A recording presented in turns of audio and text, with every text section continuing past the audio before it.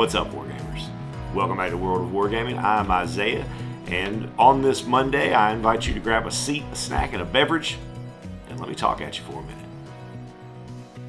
Now, as I mentioned in the previous Let Me Talk At You video, where we talked about Goblin Trailer Park from Mike Crutchett, and try to remember to toss a link up there.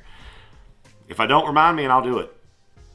And I mentioned that I also, in addition to that game, which I knew about, I stumbled across a few games that I didn't know about, had never heard of. We're going to talk about one of those today.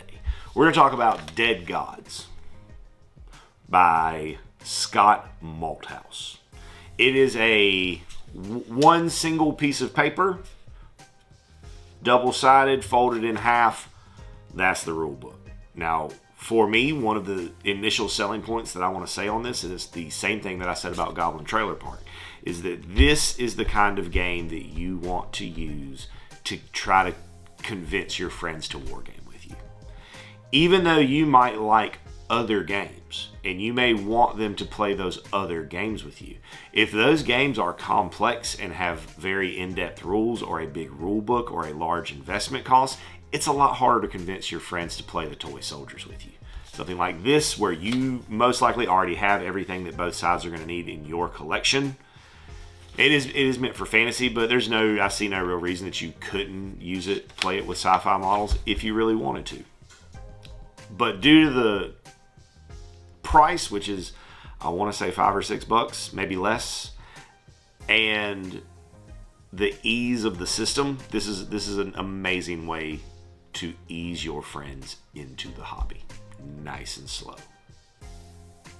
In the world, which Scott puts forth very, very loosely, because again, it's only a single page, there was a cataclysm in heaven, and all of the gods fell to earth, where they perished and very, very quickly deteriorated and rotted away. But when they rotted away, they left behind relics of themselves. And your war cult is out in this barren, blasted wasteland to try to capture those relics for whatever malevolent, beneficent, or malicious purposes your gods may require of you. He next puts forth the golden rule, and this makes great sense in any game. It especially makes sense in a game like this, where the rules are so compact that you may come across a situation that isn't really clearly defined in the rules, in which case, choose the option that's going to be the most fun for the game that you're currently playing, and that may not always be the same thing. And if that fails, you fail to come to an agreement there, just make a high roll, and whoever wins the high roll, their interpretation of it is the way that it should be handled. Love it when people mention that. The objective is to get 3 relics and get them off the table first. Whoever does that first wins. You could also kill off your opponent and remove them from the table, but that's the primary means of victory, is retrieving the relics and getting them off the board. Speaking of the board, the game can be played on a 3x3 or a 2x2. It's designed primarily for the 3x3, but will work on the 2x2 with some minor modifications to deployment and things like that. Your war cult is usually going to consist of 4 to 6 models, one of which must be your leader, and it costs an extra 2 points to give them that leader keyword. The stat line involves 6 stats, which are activation, move, battle, fire, defense, and momentum, which are all gone through when and how to use them in the rest of the pamphlet. Players should alternate placing the terrain as fairly as possible, using lots of elevation, line of sight, blocking stuff. But you also, if one person maybe has a really good idea for a scenario or a layout or a story to tell with the board, maybe let them go with it and see how it goes. I'm a big fan of thematic boards, as some of you may be aware. Deployment is on opposite table edges within 3 inches of that edge, unless you are playing a 2x2, in which case you do that from the corners. When you're all set up, ready to play the game, your first initiative roll is determined by a d6. Whoever gets the high roll goes first, no choice, you're going first.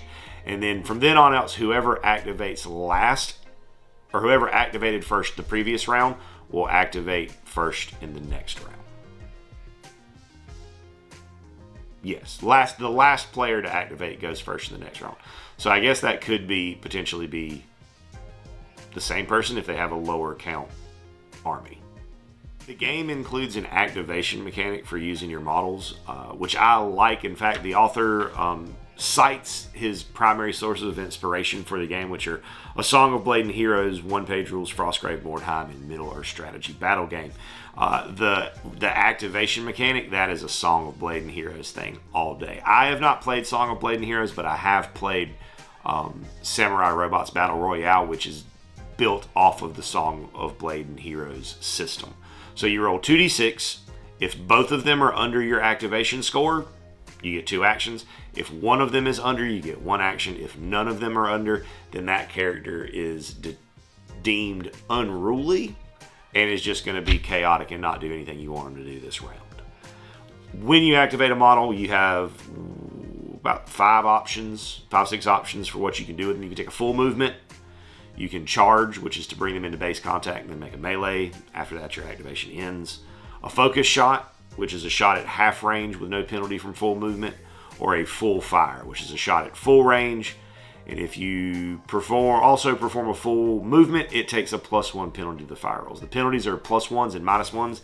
You want to be under your numbers, under your stat numbers in this game. So -1s are good, +1s are not so good. You can also claim an objective by using an action and then rolling a dice. On a 1, 2, 3, you are able to claim that relic and begin moving it off the board. While you have that relic, you move at half speed, and you cannot carry more than 1 relic, but you can drop a relic freely. The melee is pretty straightforward. The attacking model will roll a d6 looking to be under their attack stat. The defender will roll a d6 looking to be under their defense stat. If they're not under their defense stat, then they take a wound. Regardless of the hit or miss of the matter, after the swing, the defender is moved back 1 inch. So there's no being locked in combat, which means there's no disengage actions or anything like that, because they're not needed, because you're never going to be stuck together. If you're in a situation where the model can't be moved, just put a marker beside it so to remind you that those models are not actually engaged. Shooting works the exact same, except you're using your fire stat instead of your attack stat or your melee stat, your battle stat. Battle is the word I'm looking for, your battle stat. Use your fire stat instead. Looking to be under, defender rolls a d6 looking to be under their defense stat, and if they're not, they take a wound. Now, there are a couple of other things that go into shooting. For example, when you take a second shot, that second shot receives a +1 modifier. So if you've got 2 actions, you're going to shoot, that second one is at a penalty. And if they are cover or any kind of cover in any way concealed, then it's another +1 penalty to the shot for that cover. The wounding system is a little bit different from what I've seen before, in that models don't have a number of health points. You don't have a health pool for the model. For each wound that a model has on it, though, it gets +1 to its activation rolls on both dice. If it ever becomes unruly while it has wounds on it, then it is out. It is removed from play. It flies into a frenzy or panics and flees the battlefield. Models can climb at half your movement speed, so you can go up terrain, but if you fall more than 3 inches, for every 3 inches you fall, you get a defense roll. But if you fail, you take a wound. Then there's momentum, which is the last stat on the sheet. Momentum can be used for 2 things. It can be used to re-roll any of your dice, or to move an extra 3 inches. And in the list of the different types of models, it tells you some have 1, 2, some have none. So it just depends on how you build your list as to how many of those re-rolls you might be able to take advantage of. Next is a key for all your special rules, all the different things that the models can do, which are detailed in their stat lines, which are here on the back page. When building your war cult, again, 2 points to give one of them the leader trait, which it has to have. And then the average game size is 30 points. Of course, you could go more or less than that if you wanted, but 30 is the recommended. And then finally, almost finally, we have a few different examples of war cults in the world. Now, there is 0 in-game bonus for choosing any of these. It doesn't affect gameplay in any way. It's just there for fluff. So you could go with one of these, or you would be more than welcome, I'm sure, to make up your own cult for your models and give them whatever kind of backstory and theology and hierarchy that you want them to have.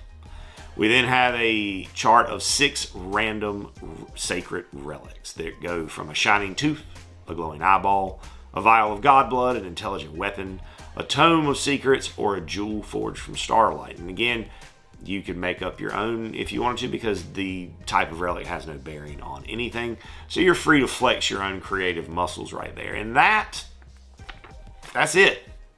That's Dead Gods. Again, can't say this enough. Games like this, small price for the rules, plus you're helping out an independent author and creator, are an amazing way to convince your friends to wargame with you by not overloading them with complicated systems. For the $2 to $5, I don't remember it was, that this cost, it's a no-brainer. I think it should be a part of your collection. But again, I'm not here to tell you what to do with your hobby dollars. I'm just here to make you aware of as many options for your hobby dollars as I possibly can. And with that, my friends, I'd like to say thank you so much for tuning in, hanging out, letting me talk at you for a minute, and I hope you have an absolutely amazing rest of your day.